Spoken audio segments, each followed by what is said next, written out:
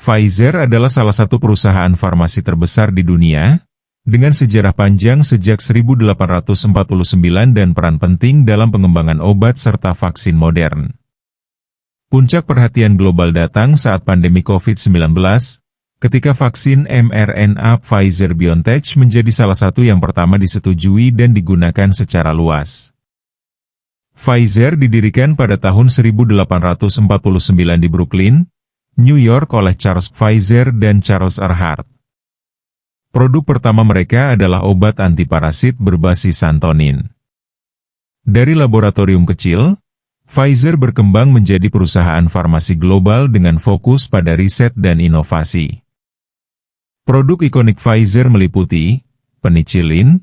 Tahun 1940-an, Pfizer berperan besar dalam produksi massal antibiotik penicillin selama Perang Dunia Kedua, menyelamatkan jutaan nyawa. Lipitor tahun 1997 sedi obat kolesterol yang menjadi salah satu produk farmasi terlaris sepanjang sejarah. Beragam obat lain, termasuk vaksin, terapi kanker, dan obat untuk penyakit kronis. Pada tahun 2020, Pfizer bekerja sama dengan BioNTech untuk mengembangkan vaksin mRNA Comirnaty. Vaksin ini menjadi yang pertama mendapat persetujuan luas dari otoritas kesehatan global. Penjualan vaksin ini telah mendorong pendapatan Pfizer mencapai lebih dari 100 miliar dolar Amerika pada 2022, menjadikannya perusahaan farmasi dengan pendapatan terbesar saat itu. Pasca pandemi, pendapatan turun menjadi sekitar 58 miliar dolar pada 2023, lalu kembali naik ke 64 miliar dolar pada 2024. Model bisnis Pfizer terbagi dua, yaitu primary care dan specialty care. Primary care. Inilah wajah Pfizer yang paling dikenal masyarakat luas. Produk-produk di segmen ini menyentuh kehidupan sehari-hari. Vaksin untuk mencegah penyakit menular, antibiotik yang membantu melawan infeksi, hingga obat-obatan untuk penyakit kronis seperti kolesterol atau tekanan darah tinggi. Primary care ibarat jalur distribusi massal, obat-obatan yang diproduksi dalam jumlah besar, dikonsumsi oleh jutaan orang, dan menjadi tulang punggung pendapatan yang stabil. Di sini, kekuatan Pfizer terletak pada skala globalnya. Mereka mampu menjangkau rumah sakit, klinik, dan program kesehatan publik di seluruh dunia. Namun, karena sifatnya mass market, margin keuntungan tidak setinggi produk khusus. Tantangan terbesar di segmen ini adalah tekanan harga dari pemerintah dan kompetisi obat generik yang terus bermunculan. Berbeda dengan primary care yang luas dan umum, segmen ini lebih eksklusif, fokus pada terapi bernilai tinggi untuk penyakit kompleks. Disinilah Pfizer berinvestasi besar dalam riset dan pengembangan. Produk-produk di specialty care mencakup obat kanker, terapi imunologi untuk penyakit autoimun, hingga terapi gen untuk penyakit langka. Volume pasiennya jauh lebih kecil, tetapi setiap produk membawa margin keuntungan yang tinggi. Distribusinya pun berbeda, bukan lewat dokter umum, melainkan melalui spesialis medis dan pusat terapi besar. Specialty care adalah arena inovasi, tempat Pfizer mempertaruhkan miliaran dolar untuk menemukan terobosan baru. Risiko kegagalan klinis memang besar, tetapi jika berhasil, hasilnya bisa mengubah wajah industri kesehatan. Kedua mesin ini berjalan berdampingan. Primary care memberi stabilitas, memastikan Pfizer tetap relevan di pasar global dengan produk yang digunakan sehari-hari.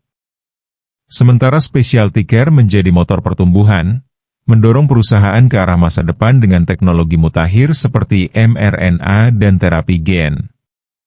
Kombinasi keduanya membuat Pfizer bukan sekadar perusahaan farmasi biasa, melainkan sebuah institusi yang berdiri di persimpangan antara kebutuhan massal dan inovasi khusus. Sekarang kita akan melihat sebagian kecil dari rasio keuangan Pfizer fiscal year 2025 dan 2024.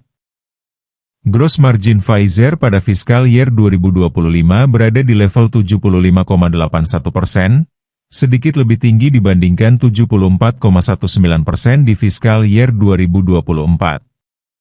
Kenaikan ini menunjukkan efisiensi biaya produksi dan distribusi yang lebih baik, sehingga setiap dolar penjualan menghasilkan margin kotor yang lebih besar. Hal ini mencerminkan kemampuan perusahaan menjaga profitabilitas meski pendapatan dari produk COVID-19 menurun. Return on Invested Capital, ROIC, meningkat dari 11,36% di fiskal year 2024 menjadi 13,91% di fiskal year 2025. Peningkatan ini menandakan bahwa Pfizer lebih efektif dalam menggunakan modal yang diinvestasikan untuk menghasilkan laba. Dengan ROIC yang lebih tinggi, perusahaan menunjukkan perbaikan dalam kualitas investasi dan pengelolaan aset, yang menjadi sinyal positif bagi investor jangka panjang. Free cash flow to sales margin justru mengalami penurunan, dari 17% di fiskal year 2024 menjadi 14% di fiskal year 2025. Penurunan ini mengindikasikan bahwa meskipun margin kotor dan ROIC membaik, kemampuan perusahaan mengonversi penjualan menjadi arus kas bebas melemah. Faktor utama adalah berkurangnya kontribusi produk COVID-19 yang sebelumnya memberikan arus kas besar, serta tingginya belanja riset dan pengembangan untuk pipeline baru. Interest coverage ratio naik signifikan dari 5 kali di fiskal year 2024 menjadi 7 kali di fiskal year 2025. Artinya, laba operasional Pfizer semakin mampu menutup beban bunga, sehingga risiko finansial terkait utang menurun.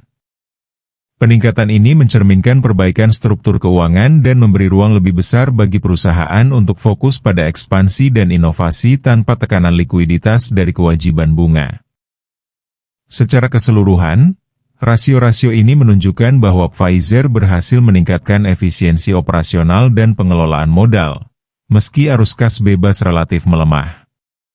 Perusahaan berada dalam posisi keuangan yang lebih sehat, dengan kemampuan membayar bunga yang lebih kuat dan profitabilitas yang terjaga, namun tetap menghadapi tantangan dalam mempertahankan konversi penjualan menjadi arus kas di era pasca COVID.